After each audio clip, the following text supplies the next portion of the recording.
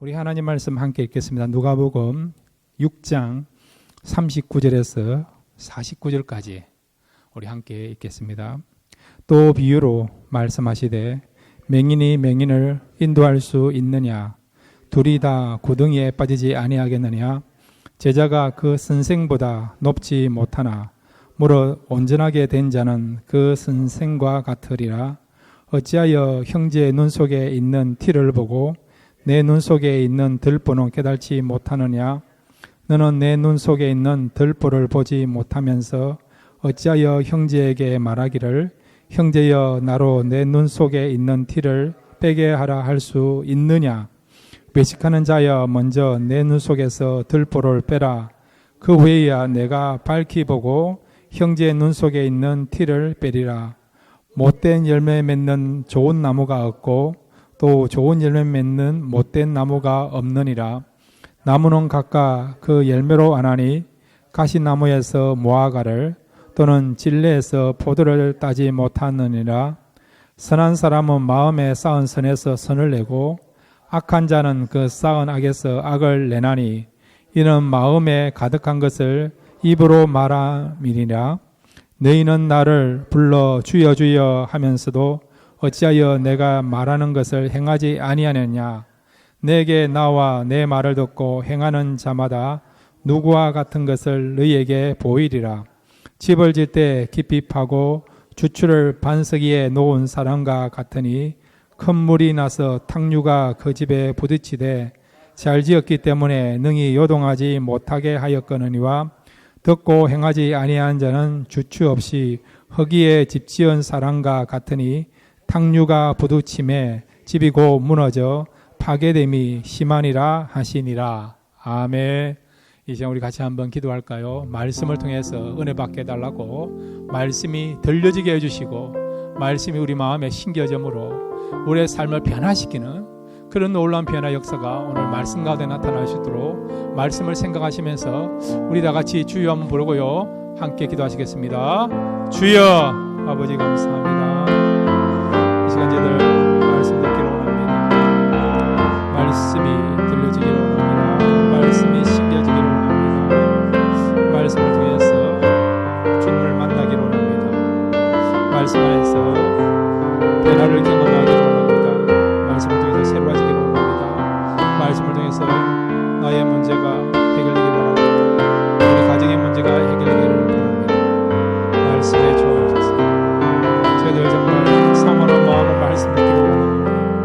이 말씀 우리에게 잘 박힌 목 같은 그런 말씀 되게 하시고 혼과 영과 골수와 우리의 생각과 우리의 간절과 모든 것을 쪼개게 배워하는 살아있는 말씀으로 능력의 말씀으로 우리에게 임하게 하여 주옵소서. 말씀 듣고 임하기를 원합니다. 새로워지기를 원합니다. 말씀으로 찾아오신 그 하나님을 만나기를 원합니다. 말씀으로 나를 세워주시고 나를 일으켜 세우시고 나를 치료해 주시고 회복해 주옵소서. 큰 은혜를 경험하는 귀한 시간 되게 하여 주옵소서. 함께 해 주옵소서. 주옵소서. 하나님 아버지 말씀하여 주옵소서. 저희들 정말 순전한 마음을 가지고 말씀을 듣기를 원합니다.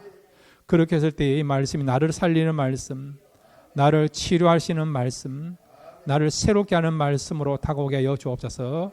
오늘 말씀을 통해서 우리가 큰 은혜 받고 변화받고 새로운 인생을 살게 될 줄로 믿습니다. 예수님의 이름으로 기도드렸습니다. 아멘. 우리가 인생을 때로는 길로서 표현하지 않습니까? 길, 그죠? 때로는 생명의 길, 또 넓은 길, 좁은 길, 멸망의 길, 또 성공의 길, 또 실패의 길, 행복한 길, 때로는 불행한 길, 이렇게 인생을 우리가 때로는 길로 표현하지 않습니까? 근데 때로는 인생을 집으로 표현해, 집으로. 반석 위에 지은 집, 모래 위에 지은 집, 염려 위에 지은 집, 세상의 그런 물질 위에 지은 집, 이렇게 집으로도 표현되는 게 인생 아닙니까? 오늘 본문에 보면 주님께서 우리에게 교훈을 주고 있는데 하나님의 사람들은 반석 위에 집을 지어야 된다는 거예요. 자, 그러면 반석 위에 집을 짓는 것이 어떤 의미인지 그 부분에 대해서 우리가 세 가지를 함께 생각하면서 은혜를 나누기로 원합니다. 첫 번째로 한번 따라해 주시기 바랍니다. 예수님을 따르는 사람이다. 예, 반석 위에 집을 지은 사람은요, 예수님을 따르는 사람이란 거예요. 자, 오늘 성경 여러분 누가복음 6장 39절과 40절 두 절만 같이 읽겠습니다. 시작. 또 비유로 말씀하시되 맹인이 맹인을 인도할 수 있느냐? 둘이 다 구덩이에 빠지지 아니하겠느냐? 제자가 그 선생보다 높지 못하나 물을 온전하게 된 자는 그 선생과 같으리라. 아멘. 이 말씀은 비유의 말씀이에요. 예수님께서 사람들에게 좀 진리를 쉽게 전하기 위해서 사용한 그런 통로로 쓰임받은 것이, 그런 통로로 주님께서 채택한 것이 뭐냐니까 비유입니다. 비유. 여러분이 잘 알고 있는 씨 뿌리는 비유, 천국을 설명하죠. 또 하나님의 사랑을 표현한 것 중에 탕자 비유가 있고, 또 잃은 드라크르마를 찾는 비유가 있고, 또 잃어버린 한 마리의 양을 찾는 그런 비유가 있지 않습니까? 또 마태복음 보면 열처녀 비유가 있고 달란트 비유가 있고 또 양과 염소 비유가 있지 않습니까? 자, 오늘 본문에 보면 주님께서 우리에게 하나님 말씀을 좀 쉽게 이해할 수 있도록 비유를 통해서 말씀하고 계세요. 어느 마을에 맹인이 있습니다. 맹인. 맹인이니까 여러분 앞을 보지 못하는 거 아닙니까? 앞으로 나가야 되는데 혼자는 못 가는 거예요. 혼자는. 요즘은 여러분 맹인이라도 기술이 발달해 가지고 얼마든지 그 맹인견이라든지 또 지팡이라든지 이런 걸 통해서 혼자 이렇게 거리를 행보하는 사람도 있지 않습니까? 근데 예수님 당시에는요, 다른 사람의 도움을 받아야만이 어떻게 해요? 밖에 외출할 수 있는 사람들이 바로 맹인들의 맹인. 그런데 이 맹인이 누구의 도움을 받는데, 누구의 도움을 받느냐? 한 사람의 도움을 받는데, 그런데 이 맹인에게 도움을 주고 맹인의 삶을 이끌어주는 사람이 누구냐? 똑같은 맹인이에요. 똑같은 맹인. 이 맹인이 지금 스승으로 삼은 사람이 누구냐? 누구죠? 같은 맹인이에요. 같은 맹인. 그럼 어찌 됩니까? 결국 두 사람 다 망할 수밖에 없다는 거예요. 그러니까 우리가 누구를 스승으로 삼는 것, 누구를 따라가는 것은 다 자유인데 스승을 잘 삼아야 되고 따라가는 것을 잘해야 된다는 거예요. 오늘 이 시대는 여러분 우리에게 자처하면서 스승이라고 하는 사람이 너무 많아요. 팔로미, 나를 따라오라. 나를 따라오라. 그렇게 스승으로서 우리의 걸음을 이끌어 가려고 하는 그런 스승들이 너무 많아요, 여러분. 여러분들이 지금 제일 스승으로 삼는 사람들이 누굽니까? 유선생이라 들어봤습니까? 유선생. 유선생이 누굽니까? 유튜브.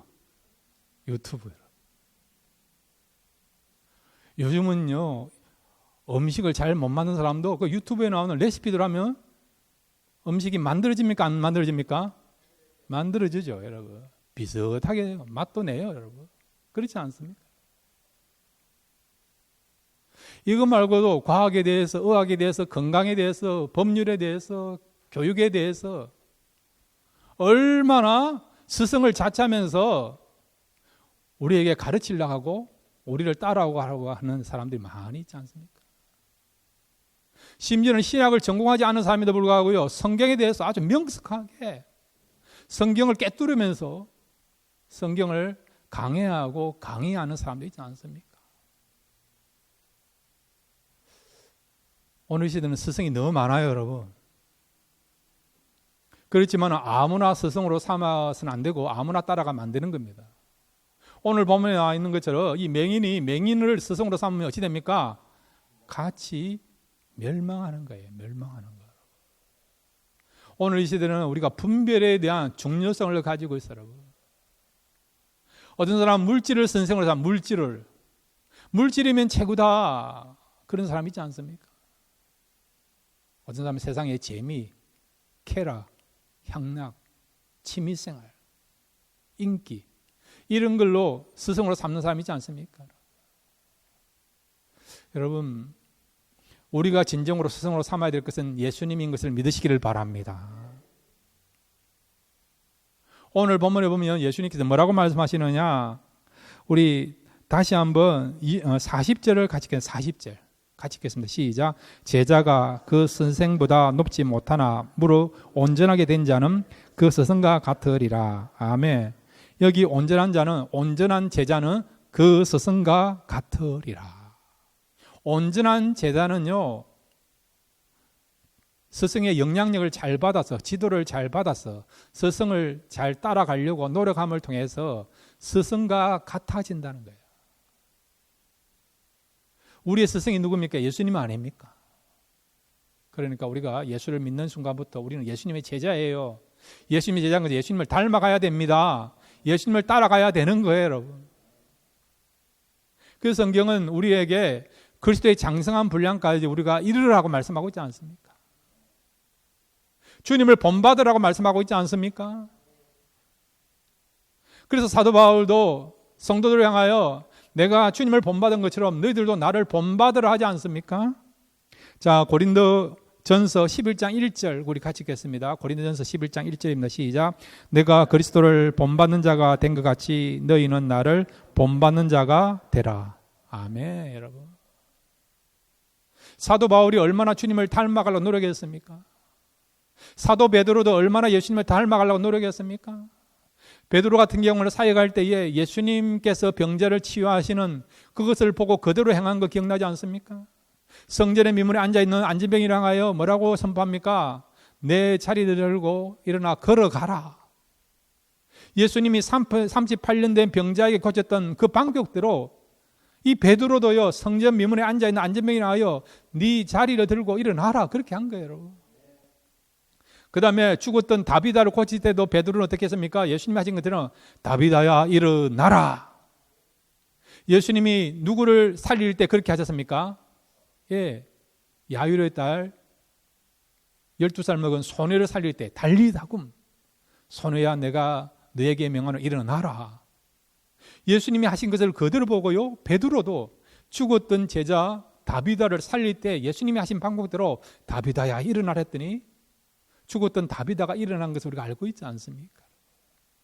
그러니까 베드로도 예수님을 닮아가려 했고, 또 마지막에 사도 되었던 사도 바울도 예수님을 경험하고 난 뒤에 평생 예수님을 삶의 목표로 삼고 살아간 거예요. 여러분, 사랑을 할 때도 내가 그리스도의 심장으로 너희를 사랑한다. 이 말은 주님이 우리를 사랑한 것처럼 나도 그 주님의 사랑을 본받아서 너희들을 사랑한다라고 고백한 것을 우리가 알고 있지 않습니까? 사랑에 대해서도 우리가 주님을 닮아가야 되고요, 사역에 대해서도 닮아가야 되고, 삶에 대해서도 주님을 닮아가야 되고, 주님의 기도하시는 경건에 대해서도 잘 닮아가야 되는 겁니다. 왜냐하면 우리 예수님은 우리가 본받아야 되고 따라가야 될 최고의 스승이십니다. 주님을 본받고 따라가면 여러분 실패하지 않습니다. 망하지 않습니다. 후회하지 않습니다. 여러분이 잘못된 스승을 따라가다가 후회한 경우 있지 않습니까? 낭패본 경우 있지 않습니까? 내가 그때 그 사람을 따라가지 말아야 되는데, 그때 내가 미혹되었다, 분별력이 없었다, 어리석었다, 그런 이야기하는 사람이 얼마나 많이 있습니까? 우리는 이렇게 참 기쁨으로 감사하며 예배드리는데 어떤 사람들은요, 이단을 따라가다가, 이단 교주를 따라가다가 그 영혼이 망하는 사람 있지 않습니까? 그 영혼이 망하는 사람 있지 않습니까? 오늘도 우리 김경은 장로님 기도하셨는데, 북한에 보면 김일성이, 김정일이, 김정은이 삼부자를 따라가다가 속박당하면서 자유 없이 고통당하는 사람들이 얼마나 많이 있습니까? 여러분, 스승을 잘 따라가시기를 바랍니다. 우리의 진정한 스승은 예수님이십니다. 예수님을 여러분 연구하시고 또 예수님 말씀을 귀담아 들으시고 예수님을 닮아가 노력하시면 성령이 도와주셔서 저와 여러분이 주님 앞에 설 때에 주님을 닮아가는 신실한 제자가 되고 또 주님의 그런 자녀가 되고 성도가 될 줄로 믿습니다. 반석에 집을 짓는 사람은요, 주님을 따르는 사람입니다. 이 삶을 살아가시는 저와 여러분 되시기를 바랍니다. 두 번째로 여러분, 반석에 지은 집을 짓는 사람은 어떤 사람입니까? 한번 따라해 주시기 바랍니다. 선한 열매를 맺는 사람이다. 예, 오늘 성경 여러분 43절에서 45절까지 같이 읽겠습니다. 누가복음 6장 43절에서 45절입니다. 시작. 못돼 열매 맺는 좋은 나무가 없고 또 좋은 열매 맺는 못된 나무가 없느니라.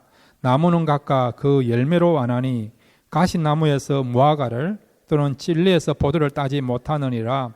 선한 사람은 마음에 쌓은 선에서 선을 내고 악한 자는 그 쌓은 악에서 악을 내나니 이는 마음에 가득한 것을 입으로 말함이니라. 아멘. 자, 여러분, 나무와 열매에 대한 비유죠, 여러분. 어떤 나무가 좋은 나무입니까? 좋은 열매를 맺는 나무가 좋은 나무 아닙니까? 그죠? 나무는 무성해요. 풀어요, 여러분. 잎도 풍성합니다. 싱싱해 보입니다. 튼튼해 보입니다. 그런데 나무 가운데 꼭 열매를 맺어야 되는 나무는 열매를 맺어야 되죠. 그것도 좋은 열매를 맺어야 되는 거예요. 그래야만 그 나무는 좋은 나무가 되는 것입니다. 자, 그런데 여러분, 좋은 나무인지 알았는데 열매에서 좋은 열매가 없다. 그러면 그 나무는 좋은 나무입니까? 아닙니까? 좋은 나무가 아닌 거예요, 여러분. 우리의 삶도 마찬가지예요. 나무로 비유된 것이 우리의 외형적인 거, 우리의 외모, 우리의 모습, 이런 것들이 나무에 비견되는 것입니다. 그러면 그 사람이 좋은 사람이다, 좋은 신앙인이다, 그것을 우리가 어떻게 압니까? 모습으로 알 수 있습니까? 모르지 않습니까?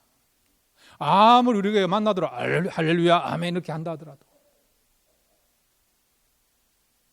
그렇다고 해서 정말 경건합니까? 그럴 수도 있지만 아닐 수도 있는 거 아닙니까? 말로만 우리가 아멘 할렐루야 할 수 있는 거 아닙니까? 그러니까 여러분, 우리가 정말 좋은 나무가 되기 위해서는 좋은 열매를 맺어야 된다는 거예요. 그러면 우리가 좋은 나무로서 배워지기 위해서는 우리의 삶에 있어서 어떤 부분에 대해서 열매로 나타날 수 있느냐, 어떤 열매를 보고 우리가 좋은 나무이냐, 그걸 알 수 있을까요? 두 가지입니다. 우리의 언어 생활과 우리의 행동이에요. 행동, 여러분. 아무리 여러분의 속을 감춘다 하더라도 언어는 어느 순간 나옵니다. 관리하고 신경 쓰고 그렇게 한다 하더라도, 조심하고 한다 하더라도 무의식 중에 나의 언어가 나오는 거예요, 여러분. 내 마음에 있는 게 나오는 겁니다, 여러분. 그러니까 우리 마음에 여러분 믿음을 채우시고 사랑을 채우시고 말씀으로 채우시고 기도하시면, 경건이 뒷받침되면요, 여러분 신경 안 써도 언어 생활이 긍정적인 언어, 축복의 언어, 사람을 살리는 생명의 언어가 나오게 될 줄로 믿습니다. 아무리 여러분 외형적으로 우리가 신앙인같이 생활한다 하더라도 여러분이 영성이 뒷받침되지 아니하면, 말씀을 채우지 않고 기도를 가까이 하지 않고 하나님을 생각하지 않으면요, 우리도 모르게 세상적인 언어가 나와요, 여러분. 부정적인 언어가 나옵니다. 비판하는 언어가 나옵니다. 사람을 살리는 게 아니라 사람을 힘들게 하는 그런 어떤 언어들이 나와요, 여러분.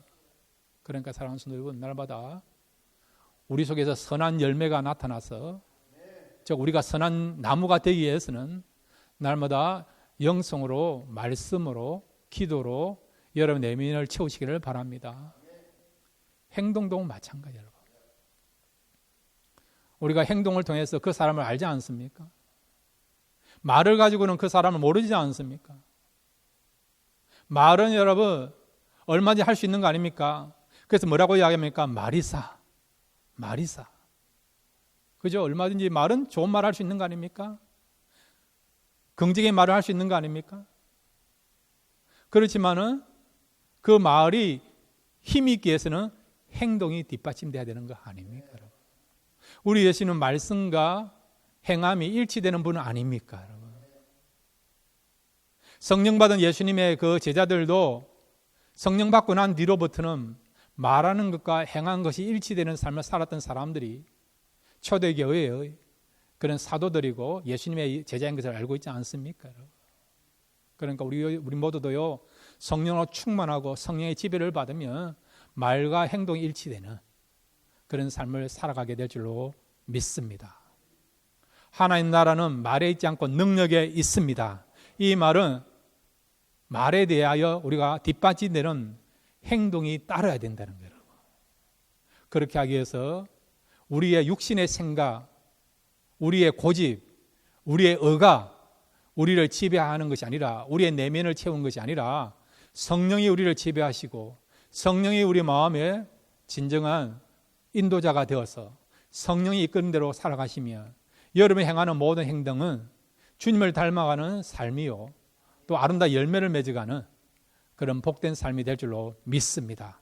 성령 안에서 성령의 아름다운 열매를 보여줄 수 있고 그 열매를 맺어가시는 저와 여러분 되시기를 바랍니다. 세 번째로 여러분, 반석 위에 지은 집을 짓는 사람들 어떤 사람일까요? 한번 따라해 주시기 바랍니다. 말씀을 듣고 행하는 자이다. 예, 오늘 성경 여러분 46절부터 49절까지 같이 읽겠습니다. 시작. 너희는 나를 불러 주여 주여 하면서도 어찌하여 내게 말하는 것을 행하지 아니하느냐? 내게 나와 내 말을 듣고 행하는 자마다 누구와 같은 것을 너희에게 보이리라. 집을 짓되 깊이 파고 주추를 반석 위에 놓은 사람과 같으니 큰 물이 나서 탕류가 그 집에 부딪히되 잘 지었기 때문에 능히 요동하지 못하게 하였거니와 듣고 행하지 아니하는 자는 주추 없이 흙 위에 집 지은 사람과 같으니 탕류가 부딪힘에 집이 곧 무너져 파괴됨이 심하니라 하시니라. 아멘. 예. 집에 대한 비유예요. 어떤 사람은 집을 짓 때에 반석 위에 집을 지은 것입니다. 땅을 파고 집을 반석 위에 지은 집을 지은 거예요. 반석 위에 집을 짓는다는 것은 수고가 따릅니다. 헌신이 따릅니다. 그런데도 힘들지만은 고생해서 반석 위에 집을 지은 거예요. 어떤 사람은 그냥 고생한 것을 원치 않아서 쉽게 흙 위에다가 집을 지었습니다. 이스라엘 땅은 평소에는요, 여러분, 보통 땅들도 돌이 많기 때문에 단단합니다. 단단해요, 여러분. 그래서 비가 오겠느냐, 비가 오더라도 무너지겠느냐, 그렇게 안일하게 생각하고 그냥 흙 위에 집을 지은 거예요. 시간이 지났습니다. 큰 비가 왔습니다. 이스라엘 땅은 특별히 가을과 봄에 큰 비가 옵니다. 그래서 이걸 우리가 이른 비와 늦은 비라 하는 거예요. 가을에 곡식을 이제 심기 위하여 파종을 하고요. 이걸 이른 비라 하고, 봄에 이제 곡식을 추수하기 직전에 늦은 비가 와야만이 곡식들이 잘 익어가는 거예요. 이걸 늦은 비라 하는 거예요. 이렇게 가을과 봄에 큰 비가 오는데, 근데 큰 비가 오니까 어떻게 되었습니까? 반석 위에 지은 집은 그 집이 떠내려갔습니까? 그대로 존재합니까? 존재하는 거예요, 여러분. 존재하는 거예요, 여러분. 힘들게 땅을 파서 고생해서 집을 지었지만은 비가 왔을 때, 큰 비가 왔을 때 떠내리지 않고 그 집이 견지하는 거예요. 건지한 겁니다, 여러분. 남아있는 겁니다. 안심할 수 있는 거죠. 또 한편 어떻게 생각합니까? 내가 그래도 힘들어도 반석 위에 집을 잘 지었구나. 보람을 느낄 수 있는 거 아닙니까? 여유를 가질 수 있는 거 아닙니까?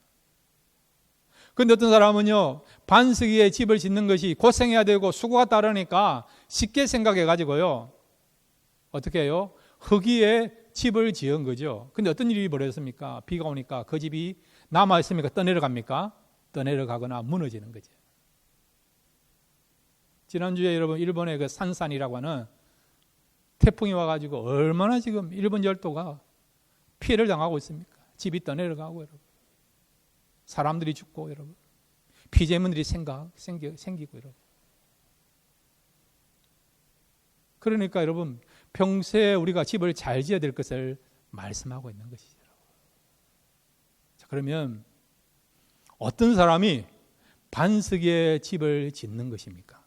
오늘 성경은 그 부분에 대해서 정확하게 말씀하고 있습니다. 우리 47절 말씀을 같이 읽겠습니다. 47절입니다. 시작. 내게 나와 내 말을 듣고 행하는 자마다 누구와 같은 것을 너에게 보이리라. 아멘. 말씀을 듣고 행하는 자가 누구와 같다. 구체적으로 어떤 누구와 같습니까? 그것이 48절이에요. 48절 같이 읽겠습니다. 시작. 집을 질 때 깊이 파고 주추를 반석에 놓은 사람과 같으니 큰 물이 나서 탕류가 그 집에 부딪히지 잘 지었기 때문에 능히 요동하지 못하게 하였거니와. 아멘. 말씀을 듣고 말씀을 행하는 사람은 반석 위에 집을 지은 사람 같다는 거예요. 말씀을 듣고도 행하지 않으냐면 흙위에 집을 지은 사람이 되어서 바람이 불고 그 다음에 여러분 비가 오면 무너지거나 떠내려 간다는 거예요. 그러니까 우리가 반석에 집을 짓는 사람은 말씀을 듣고 행하는 사람만이, 순종하는 사람이 어떻게 해요? 반석에 집을 지은 사람처럼 그 집이 든든해진다는 거예요. 여러분의 인생이 든든해진다는 거죠. 여러분의 영성이 유지된다는 거예요. 여러분, 믿음이 생기고 믿음이 강해진다는 겁니다. 여러분. 그런데 여러분, 우리가요 쉽게 생각해서 편하게 생각해서 말씀을 듣고 행하지 아니하면 마치 믿음이 있는 것 같이 착각하지만은 어떻게 해요? 고난이 오고 시련이 오고 어려움이 오면 믿음이 없으니까 마치 비가 오고 바람이 불면 집이 무너진 것처럼 여러분의 그런 믿음도 흔들려서 믿음이 없는 그런 지경에 이른다는 것을 말씀해 주고 있습니다.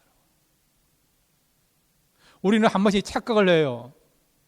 예배드리고 분위기 좋고 성도들이 모여서 신앙생활을 하고 이런 좋은 분위기 속에서 신앙생활 할 때는 내가 믿음 있는 것처럼 영성 있는 것처럼 잘 믿는 것처럼 그렇게 생각합니다.